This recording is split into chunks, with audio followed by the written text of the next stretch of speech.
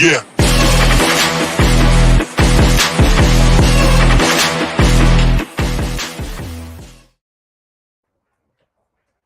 Thanks for listening to the AZ Wildcats podcast. I'm your host, Mike Luke, joined by the great Jason Shear. Hello, Jason Shear. It's probably been about an hour and a half since I was sitting next to you. How are you doing?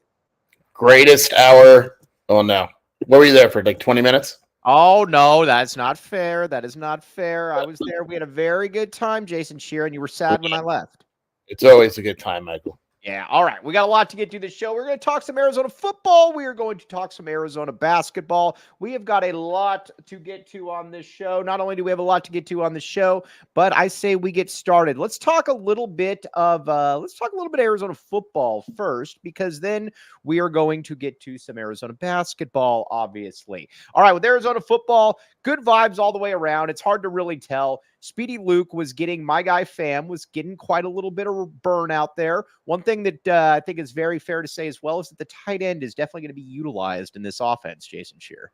Yeah, I mean, right now, Speedy Luke is the number one running back, or at least he was today at practice. There's probably him and Conley, and then Jacory's not here yet. I assume that he'll be number one back or up there. And yeah, like they have a very talented tight end room. Right. Roberto Miranda was starting on blocking schemes, and then they went to Burnett, and then they had Tyler Powell, and kind of making their way through that room. And it was fun. It was nice to get out and watch football again. All right, now Chris Hunter had some highlights. He's been making a little bit of run. Justin Spears, very big fan of Chris Hunter. What have we seen from Chris Hunter at the wide receiver spot? He was there last year, and he makes super athletic catches and one-handed grabs. It's just a matter of consistency with him. Like, you got to make as many simple routes as you do fantastic catches. He's got talent. I mean, the talent is absolutely there. It's just a matter of making it consistent and doing all the right things beyond that. All right, now I do believe that I do believe this team, and again, we were talking about this as we were sitting there. I think one thing about this team is that they should 100% be in. Let's just call it the way it is. This team offensively should be very, very good. There is absolutely no reason for this team not to be good offensively, just because they check off every box. We already know what Noah Fafita. We already know that the wide receiver room is very talented. Fam, Speedy Luke. You've obviously Quali Conley will be there, and then obviously you got Jacory. The 4 of 5 offensive linemen are coming back. This is a deep unit. This is a squad that should be very, very good on the offensive side of the football. Yeah, I don't see why not. I mean, the offensive line, I think they're still moving things around. They had Jonah today at tackle, and then they had Deuce at guard. I know the last staff was going to have Deuce at tackle, but they're moving some things around. I don't think that's set yet. Offensively, like the blocking scheme is different. I have an interview with Josh Oglesby that'll be coming out next week, where basically they're more aggressive on the line instead of sitting and blocking. They want to get you downhill and kind of moving that direction. But you look at wide receivers, they're rotating them way more. I mean, T-Mac's going to be on the field at all times, but we saw multiple wide receivers just going in and out and trying to get the best look for them. And there's a lot of talent on that side of the ball, and I don't expect there to be much of a drop-off from last season, if any. Yeah, I don't, and let's be honest, there shouldn't be a drop off, because again, you lose Jacob Cowing, that's obviously a loss, but there's a lot of dudes on this team that I think are capable of being able to step into that spot. At tight end, Tanner McLaughlin, obviously a loss as well, but there's also guys that, I mean, just there is a lot of depth on the offensive side of the football, and I think that's something that Arizona fans need to, you should have high expectations for this unit, because going into the Big 12, I don't know that there's an offense. Actually, I do know this. There isn't an offense that I would rather have than the Arizona from a personnel standpoint.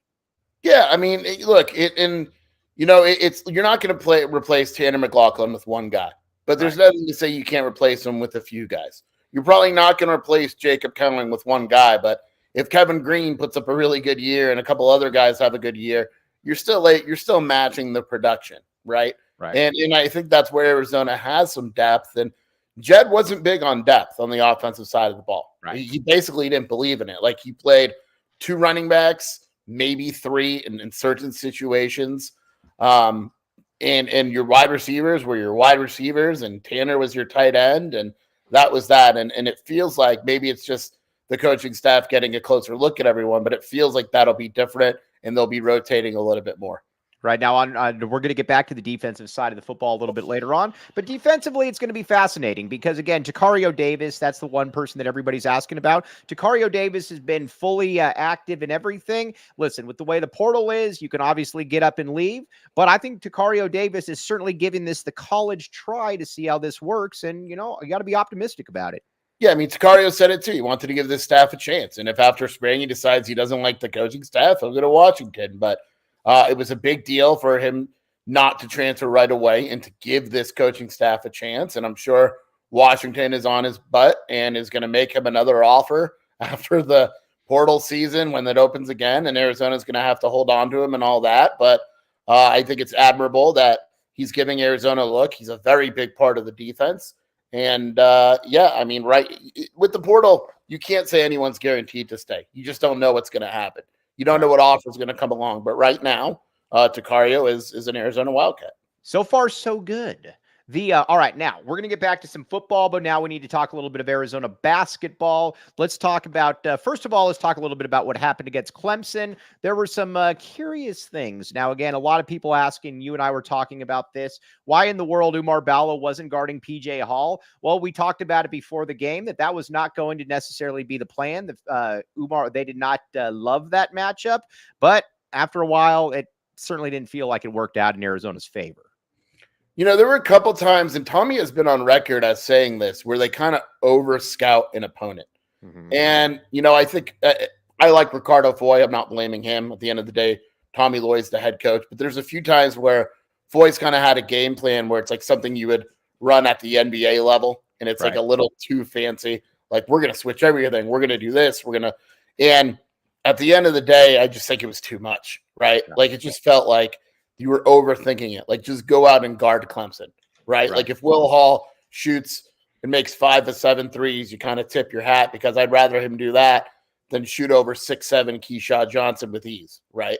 It just felt like that was something that should have happened as an adjustment, as opposed to right when the ball was tipped. Yeah, and that was something that certainly didn't make a ton of sense to me as well. The other one that doesn't make a lot of sense to me, obviously, has been Kylan Boswell. There's going to be an interesting offseason for Arizona with Kylan Boswell and with a variety of members on this team, and we're going to kind of go through that right now. But first, with Kylan Boswell, to me, player accountability has to be a big thing of Arizona going forward. Big fan of what Tommy Lloyd does. Very big fan of what Tommy Lloyd does. But listen, there is a little bit of a sense that players are allowed to do essentially whatever they want. And I think Kylan Boswell is kind of an example of that, in that Kylan Boswell, let's be honest here, was not very good this season. He had some good games, but overall he was not very good. And he was guaranteed, no matter what happened, that he was going to play at least half the game. That just was not in Arizona's best interest. And then you factor in as well, we've all seen the gambling picture where no playing time was taken away from him. I'm kind of at the point where I like Tommy Lloyd a lot, but player accountability has to be a big part of this going forward. Yeah, I just think there needs to be, Shelby put it well last night on our podcast, like a respectful fear. Like, you don't need to be cowering at your head coach, but you need to say, okay, I'm going to do this. Like, I'm going to go have a drink. And then the back of your mind, you'd be like, you know what, man, I'm going to get in trouble if I do this. I'm not going to go get that drink. There's just none of that. I don't know if there's any of that off the court. And a lot of that, look, at the end of the day, a lot of that is player discipline too. Kylan's the only one that was getting in trouble for that stuff. So a lot of it to me is, and I don't disagree with you with the accountability and all that, but a lot of that's on Kylan. Like, there's no pictures of Caleb Love or Keyshawn or Pella, shit-faced or gambling or any of that, because they didn't do it. Right. And so a lot of that is on, like, Kylan. Yeah, but that goes back to, go ahead, sorry. Yes. He kind of hinted, like, after the game, like, I got to change some of my ways. But it's like, I think there's blame to go around. I think we need to blame Kylan for not being mature enough. And I think we need to blame Tommy for not being like, hey, you better be mature enough or there's going to be consequences. Yeah, and there just really wasn't any consequences. But again, I'm going to put a little bit more of this on Tommy. Listen, Kylan obviously had some off the court issues. That's been well documented. But also at the end of the day, this is also still a kid, and it's up to a coach to discipline. Now, again, I don't buy the whole thing. You know what your coach's best leverage is? A coach's best leverage is to be able to discipline a player with minutes. That never happened.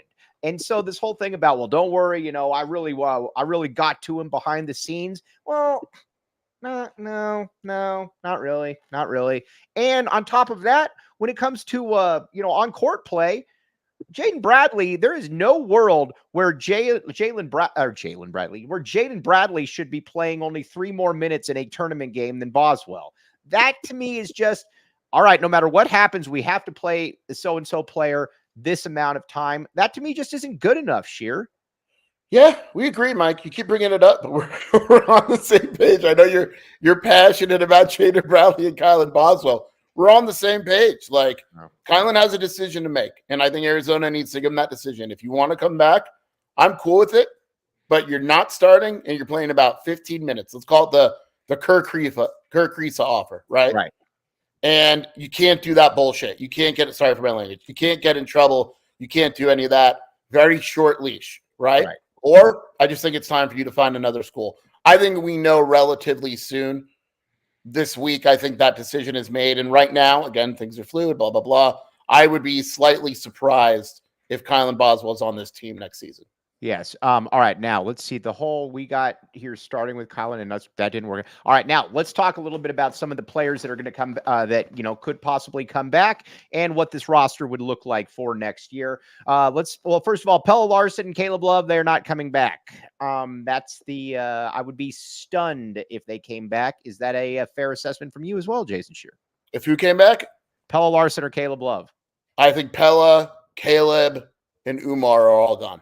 All right. Now let's talk a little bit about Umar. I would like to get Umar back, but at the same time, I do understand the issue that if Umar were to come back, then there's a good chance that you're losing multiple guys on this roster and multiple guys that could probably play multiple years that probably have some high upside. It's kind of a give and take. In theory, I would like to have Umar back because I think that going into the Big 12 that he provides you a little bit of toughness that this team doesn't otherwise have.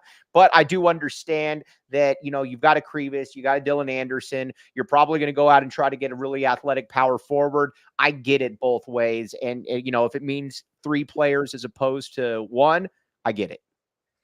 Yeah. A lot of times when we have these discussions postseason, I'll just say, people say, why is he leaving? And I'll say, well, eventually it's just time to go, right?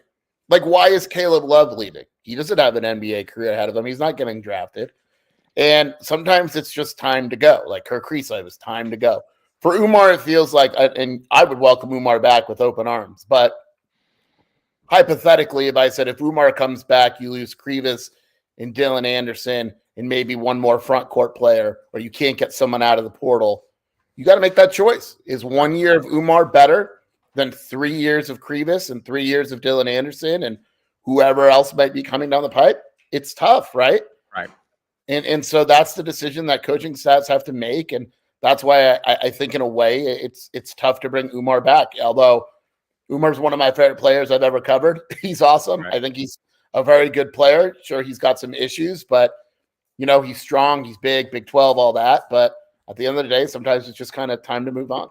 All right, now Dylan Anderson, can he play the 4? For all these people out there talking a mess about Dylan Anderson over the years, including Jason Shear, Dylan Anderson very much factors into Arizona basketball's plans next year, and that includes at the 4 being a little bit of a stretch big man. This is true, Jason Shear, it. That doesn't mean he's good.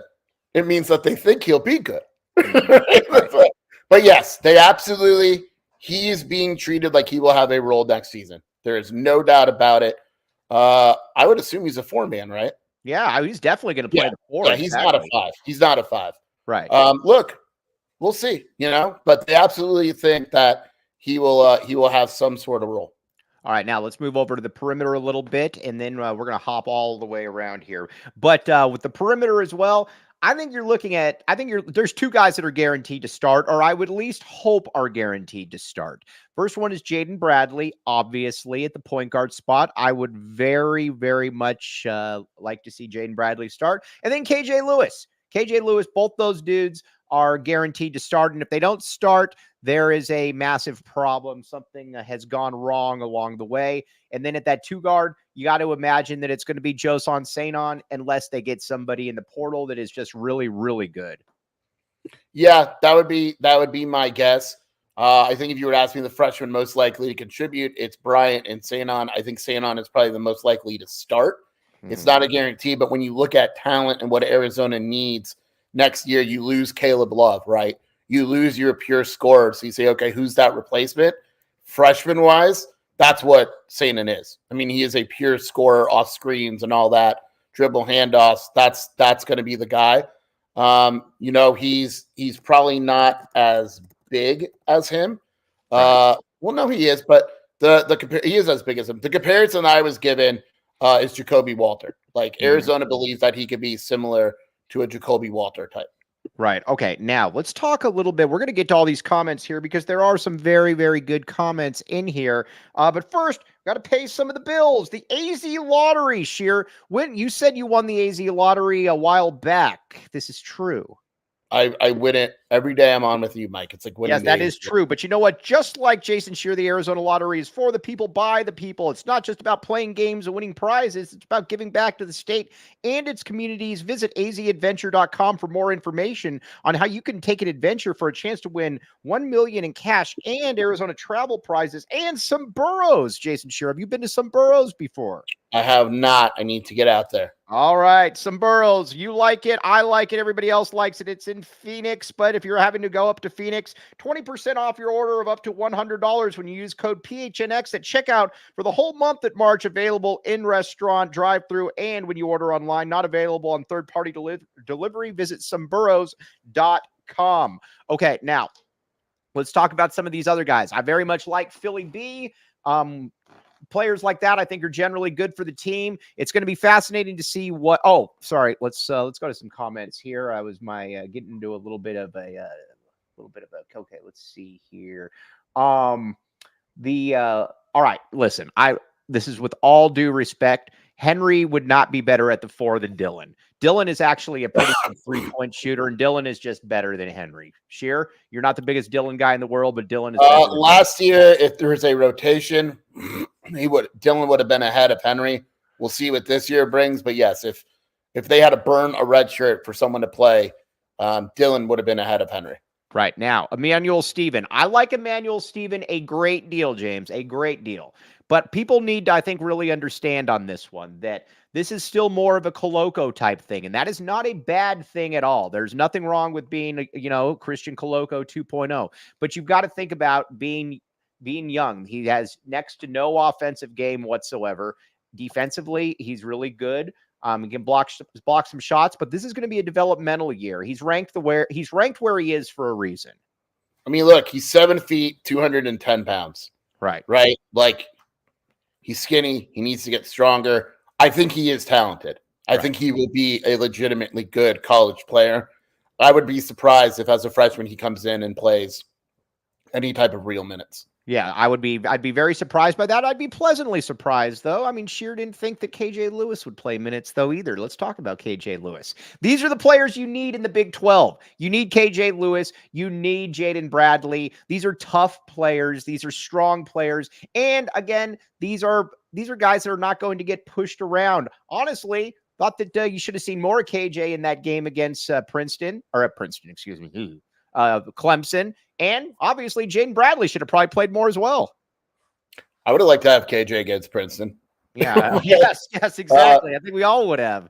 I think that is I worry. Look, you're going to kill me for this. I worry about the offensive ability of a Bradley Lewis backcourt. I think what's wrong with Bradley's offense? He's already shown that he could score. In terms of spacing and stuff like that. Right. It's a good backcourt. Don't get me wrong. I just think you need to have a score. Now, look, if you put Sanon at the 3, like you're curing some of the problems, right? Right. It's very apparent that KJ Lewis needs a bigger role. I think Arizona is very confident that he will have a bigger role. Yeah, I mean, it's just I would expect a significantly more from KJ Lewis next season. All right, now, yeah, let's all right, let's talk now. Let's get back to Tommy Lloyd here a little bit. This is the second straight year, and I always tell people this when they want to get rid of Tommy Tommy Lloyd. No, that's a non-starter. But it is okay to critique at times what has gone on, and there's been some flubs. There's no doubt about it. Listen, Arizona was an 8-point favorite against Clemson. They were an even bigger favorite against Princeton. And let's be honest here, watching those games, Clemson looked like they were getting a lot easier shots than Arizona was. And a big part of that, too, was that when Arizona got them into early foul trouble, Arizona just started shooting up threes. They didn't get to the paint. I thought, when they had Clemson in the bonus at the 11-minute mark or whatever, I was like, well, Arizona's going to be able to take advantage of this. They didn't. Not only did they not, they didn't. They just essentially shot threes and played right into Clemson's hands. Clemson went to a sagging 2-3 zone. Brad Brunell, the Clemson coach, admitted that there was no way they could guard them man-to-man anymore. Right. The whole team would have fouled out. He literally said that. The whole team would have fouled out. We could not guard the man-to-man. We knew we had to go to a zone. They sagged on the zone. They said, you know what, if Arizona's going to shoot threes. And Brunell said, he goes, look, usually they make a lot of those, and if they went in, he goes, we would have lost. Right. And we fully recognize that. And Arizona fell for it. They didn't go in. And Arizona lost because of it. Now, the argument I would make is, and I agree, Arizona should have been more aggressive. I would like to see Umar get touches. But that's also part of basketball. Like, if you shoot your average, Arizona wins that game. Yeah, right? But here's where I'm going to – yesterday, if Marquette shoots its average, Marquette wins that game. They were 4 of 31 from 3. But here's where I'm going to challenge that a little bit is that – and I like Caleb Love. A lot of people are giving me crap right now for Caleb Love. I was still right. You were still wrong. But either way, the thing that annoyed me about Caleb Love this year, one of them was that when Caleb Love was not the typical white guy that just has to rely on shooting threes on the perimeter and can't do anything else. When Caleb Love was aggressive, when he got to the hoop, he was generally pretty effective. That to me is on Love. That's also on the coaching staff in the second half, because when Love started attacking the basket in the second half, Arizona got right back into it. You and I were at that game, Sheer. Those shots that he was chucking up were not close. He could have shot 15 more threes and none of those shots were going to go in. That to me was a little bit of an issue. And not only was a little bit of an issue, it was a little bit of a, what are we doing here? Why are we not seeing what I think the average person sees, Sheer? But Mike, like that's Caleb Love, man. Like that's what. But that's one thing. Like, go ahead. There was a shot in the first half where he put up, what was it? The runner one-legged three from 25 feet off one leg. It's like, yeah. I mean, right. That's Caleb Love. That was Caleb Love when Arizona got him. We said all season that Arizona was going to win games because Caleb Love, and they were going to lose games because Caleb Love. And I don't think Arizona lost because Caleb Love, but there's no coach that's ever been able to get him to rein it in. Tommy's the only one that's come close. Do we speaking of Pella, we were just talking about Caleb Love. Here with Pella and Caleb Love are kind of where I'm at right now with both of them. I wish them well. I thank them for their services, but I believe it's time to move on, obviously, from both. Here's where I'm at with Pella. Again, my bad, Pella. I was wrong on Pella. But Pella has been in Arizona's 2 eliminated games. They've been eliminated against Princeton and Clemson. Pella was atrocious. Pella was bad on both sides, especially defensively.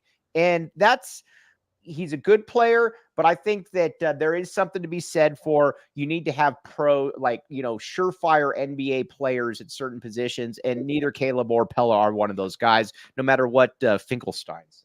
Look, I don't necessarily disagree with you. I always, though, kind of find it funny. Like, everyone's like on the best of sports, he's like, oh, Pella this, Pella that. Pella played as bad as 4 out of 5 guys on that court, right, against Clemson. I think he gets beat up a lot because I think there's that guy every year, right? It was Kerr last year. It was Pella this year. Next year. Well, Pella's a lot better than Kerr. Come on. I mean, that's not. No, but I'm saying every year there's that one guy that Arizona fan base beats up. And I don't know who it'll be next year, but we'll find out soon enough. It could be Dylan. I'm sure, it could be, you won't let it happen, but you know what I mean? Like, there's going to be a guy, right? That's just how the fan base works. Pella disappointed me, I think, mostly. Like, his defense, people are saying his defense is awful. I get it. It was, to me, he actually guarded Girard really well. The problem was it goes back to strategy where they were switching everything. So they're switching inbounds plays. Like, why are you switching inbounds plays? And Brunell said, well, if they're going to switch, when they go to switch, we're going to set a double screen, and then you're going to slip towards the basket, right? And that's what they did. And the switch didn't. There was one where it was Kylan and Pella, and Kylan didn't go with a switch right away, and Pella did, and Hall or whatever slipped to the basket. There's one with Pella and Keyshot, and Keyshot's good. And it was like, because you're switching. Why are you switching inbounds plays? Switch later on if you want. And Clemson had that figured out where they slipped 2 or 3 times for an easy layup, even at the end of the game. And it's, Pella and Gerard was fine. Gerard did nothing. Right. Where are we at with Tommy Lloyd as a develop or as a in-game making adjustments, making strategies? Look, I mean, hey, against Dayton, he made an adjustment and it was perfect. He went small, right? And it worked. He went with Keyshot off the 5, and everyone said, man, Tommy's a genius. And then the next game, everyone's like, I think sometimes they get too cute, but Tommy absolutely adjusts in game. I think the people don't know what they're watching when they say Tommy doesn't adjust in game. He does. They have made throughout the season many adjustments. Sometimes they work, sometimes they don't. And, college basketball, I made this case the other day, and I was talking to someone, college basketball in the tournament is very different than any other sport. In the NBA, I could have a strategy in game 1 and it gets killed, right? Right. And then I go home and I'm like, okay, we're going to change this, this, and this. College basketball, you have to literally change on the fly, right? So I would have changed the switching. I didn't like it. I didn't like the Umar thing. Well, you had 4 dunks in this. You had 4 half-court dunks in the second half by Clemson. That's yes. And I think a lot of that was the switching. Like I would have pulled the switching, but then you go to the Dayton game and you know what I mean? Like their adjustment worked perfectly. And there's games where their adjustments work great. And there's games where the adjustments don't work at all. And it's tough. And did Clemson adjust? I don't know if Clemson adjusted anything. I really don't. They went to the zone, right? Mm-hmm. And it worked. Right. And, everyone says, why didn't Arizona be more aggressive? I don't know what Tommy told the team. Right. That's the thing that, like, Tommy could have said, you better go to the basket. And they just kept shooting threes. I don't know. In an ideal world, Arizona is more aggressive towards the basket, and Tommy makes an adjustment that works, but it doesn't always happen that way. It doesn't always happen like that. And again, I think and I was talking with Mielbach about this a little bit, and, he said that Tommy's a reflective guy. And I think that, I think that's something that is true. He said, look, at last year, he knew that he didn't have enough tough dudes. And you look at what he did. He brought in a Jaden Bradley. Now, granted, probably didn't play him enough, but he still brought him in. He brought in a Caleb Love. He brought in a Keyshot Johnson. By any measurement, this team was tougher than last year's team was. There's no doubt about that. But I think now he probably knows that next step is that I just got to get a little bit more talent. And again, I think that the raw talent, I think, has to go up on this roster. And I think it is going to, because again, this is still a top 5 class that he's got. This is a top 5 class he's got coming in. He should have multiple future NBA players on the roster next year. KJ Lewis was another tough dude that he brought in. That's the next case, is getting tougher, but more so than anything, at least for me. And Dennis Walsh, the great Dennis Walsh, hits on this as well, is that my biggest thing is this. There's just got to be accountability. If there's accountability, then I think Arizona's going to be in good shape. Accountability doesn't mean that, we just say, well, we love on every player and that there's nothing that's going to happen. There's got to be accountability, Jason Shearer. Why are you smirking? Oh, I'm laughing because Shelby and the puppy are flirting. Yeah, I mean, I agree on the accountability part. We said it. The pressers don't bother me. I don't mind about that. I don't care about what a coach says on the presser. It's all BS for the most part. After the Princeton game, we knew that Arizona had to go get a point guard. They tried to get Nemhard. They landed Jaden Bradley. They got Caleb Love, right? We knew that they needed to get more athletic. They went and tried to do that, with Keyshot, whatever. Now you look at it, and I think Arizona realizes, like, look, we had too many dead scholarships. Like, we just did. We had too many guys that were never able to go into a game. I think they realize that. I think we'll see some movement here in the next 10 days, and they'll go and they'll try to get players that are worthy of contributing, and that maybe you can go 9 deep or at least a real 8 deep instead of a fake, hey, we're 8 deep, but we're really 6 deep. You know what I mean? Yeah. I think that, and to Tommy's credit, after the Princeton game, he knew exactly what to fix, and he went and fixed it. I think after this game, they know exactly what to fix, and they're going to go fix it. All right, we're going to talk about the Big 12 coming up next, but first, game time. Say you're not like Jason Shearer or even myself, Mike Luke, and you can't just get into the games. Game Time says be cooler than Mike Luke and Jason Shear. Take the guesswork out of buying tickets with Game Time. Download the Game Time app, create an account, and use code PHNX for $20 off your first purchase. Terms apply. Again, create an account and redeem code PHNX for $20 off. Download Game Time app. Last minute tickets, lowest prices guaranteed, and Desert Financial Credit Union. Sheer, you bring utilize Desert Financial Credit Union. If you don't, you should be, Jason. Yeah, whenever I win the lottery, they're my first call. Yes, and when you win the Arizona lottery, to be very clear about this. All right, now here's the deal. Hold on a second. Desert Financial Credit Union. When you open a free checking account online, get $200 in bonuses. Get started by visiting desertfinancial.com/200 today. Again, when Sheer wins the Arizona lottery, he uses the Desert Financial Credit Union. All right, now let's talk Big 12. Going forth, Arizona's going to have to get a lot tougher at a lot of positions. That's why I was intrigued by Umar Ballo, leader of men, but we got some more information that leads me to believe that might not be necessarily the case. But Jaden Bradley, KJ Lewis, that's a good start, starting on the perimeter. Arizona's going to have to get significantly tougher. The days of putting the Kerr Kriisas and the Kylan Boswells out at point guard is that's not going to cut it in the Big 12. And that's something I got to give Tommy credit, and I guess maybe a little bit of is that, listen, Arizona's had terrible starting point guard play for the last 3 years. It's difficult to win, and it's difficult to win in March when you have terrible point guard play. Yeah, I mean, most of the time in March, you're as good as your guards, right? Yeah. You can almost narrow it down. You're as good as your point guard. The teams that are winning have very solid point guards as they continue to advance, like Ziegler on Tennessee, UConn, Duke. Like all these teams have solid point guards, and you better have one in March or you're not going far. And if you've got one in Bradley, who I think showed for the last, let's call it the last 12 games of the year, that he's very capable of running point. Now you can't do the BS where he's only still playing 20 minutes and another guy's playing 20. You know what he shot from three this year, right, Jason Shear? 41%. It was 40. Yeah, it was 40. He shot 44% from 3-point range. Yeah. The last 12 games, he was elite. He had some stinkers in there before, but yes. Yeah.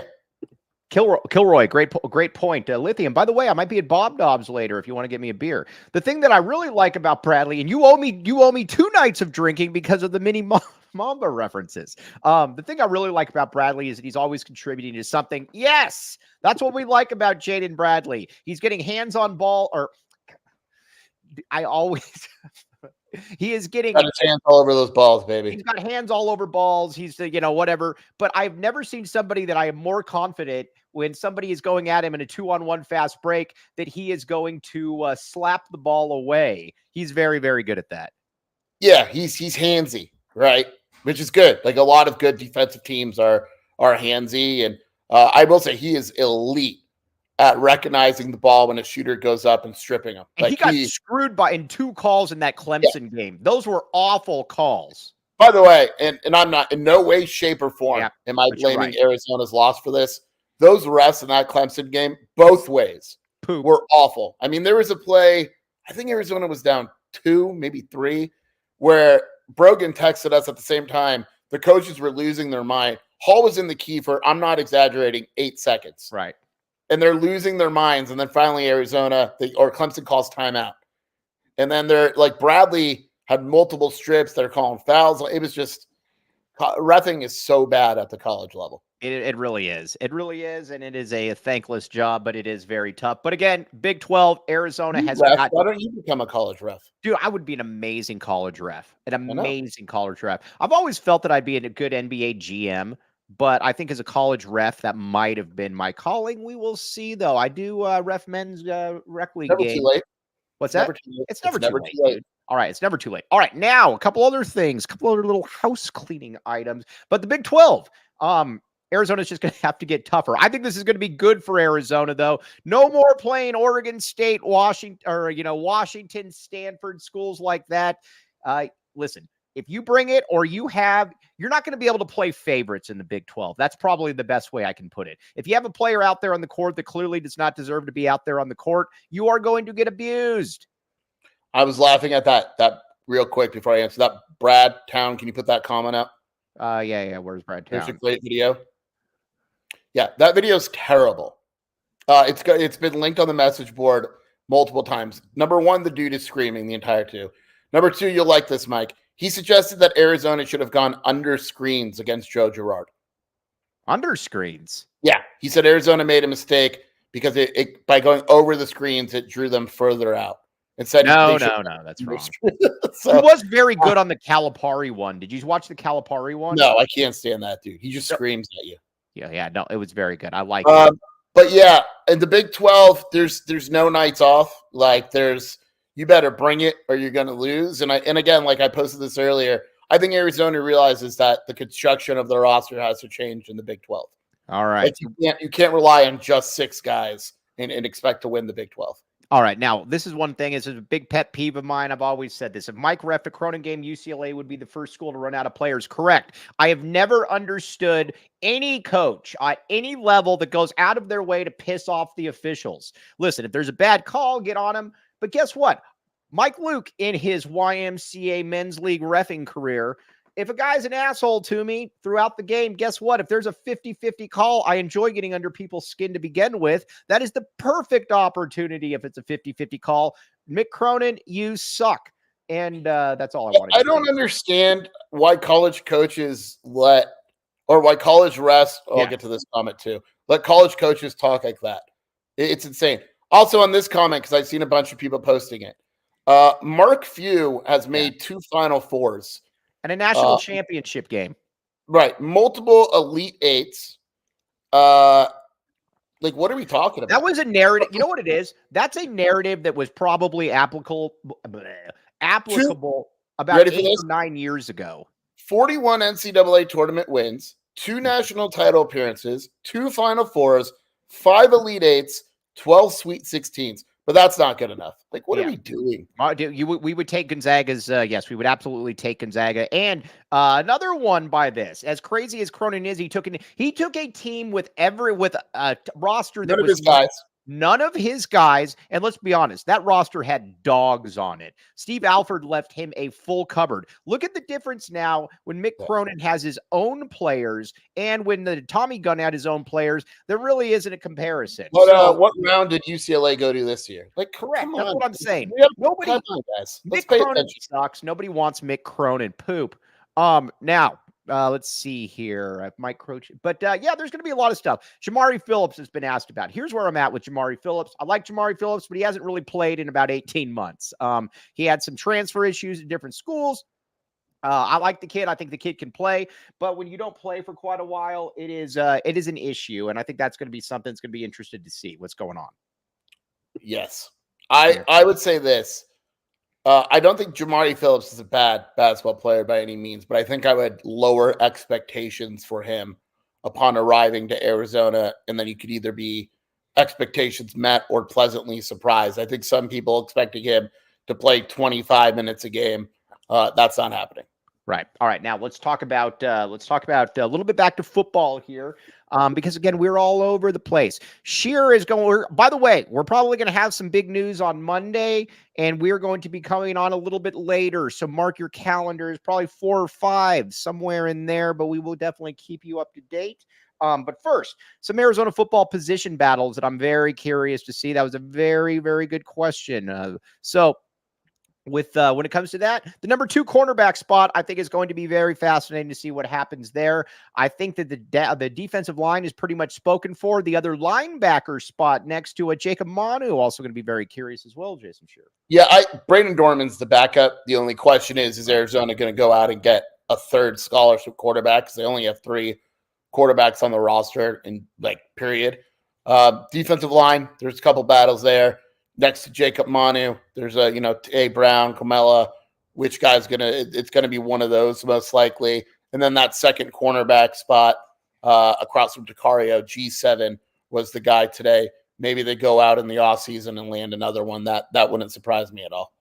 All right. Few has won a national championship. You want to play for second place? He hasn't actually won a national championship. And yes, I would love to have second place. Yeah, but he's clearly good enough. You're clearly good enough to win a national championship. So again, I will take that. That to me is kind of a tired narrative. All right, now on that note, we are going to sign off. I will have a podcast up tomorrow breaking down all the players on the roster, where we were at, and we will Sheer will be back on Monday. But there's going to be a lot of different things to get into. But on that note, Jason Shearer, where can they find you doing your work? WildcatAuthority.com, at Jason Shear on Twitter, and the Wildcat Scoop podcast with Shelby. All right. Now, by the way, let's see here. You do realize that's not right. Yeah, that's not right, buddy. You do Hawkeye realize is already committed. Cronin, they were already committed. You might want to go back and look at that one again. But that was waiting for him to say that. All right, Dennis Walsh, always the optimistic Dennis Walsh. Oh, one last thing that we got to talk about real quick. This will be 2 seconds. Let's see here. Oh, ASU fans talking crap. This is maybe the dumbest thing that I've ever come across. You literally suck every single year in basketball. So, no, Arizona does not consider you a rival in basketball any more than there was a point that Duke considers Georgia Tech a rival in basketball. It is not the same thing. It is not competitive. You want to say football? Cool. Basketball is not a rivalry. Jason, sure, you agree with this? Yeah, I said it, and ASU fans went nuts. I didn't think it was that controversial. Totri, we like Totri, but settle down, Totri. You're going Big 12. It ain't going to be ASU either. I don't know who it's going to be, but it's not going to be ASU. I would assume the natural rival would be Kansas. Yeah, because we're good. And guess what? Kansas, Houston, those schools probably not looking at ASU as the school that they need to be scouting and keeping an eye on. Would you agree? ASU got to try to figure out how to put together a roster so it doesn't go winless in the Big 12. And by the way, on that note, why don't we play this? I still love this. Hold on. Back the A. Back the A. Welcome into the PHNX Sun Devil Show. All right. That is what we need. The music really makes it work there. I like that music a lot. Yeah. So, all right. Let me find the end screen here first. Hold on. All right. On that note, you've been listening to the AZ Wildcats podcast. We all silly like the mayor.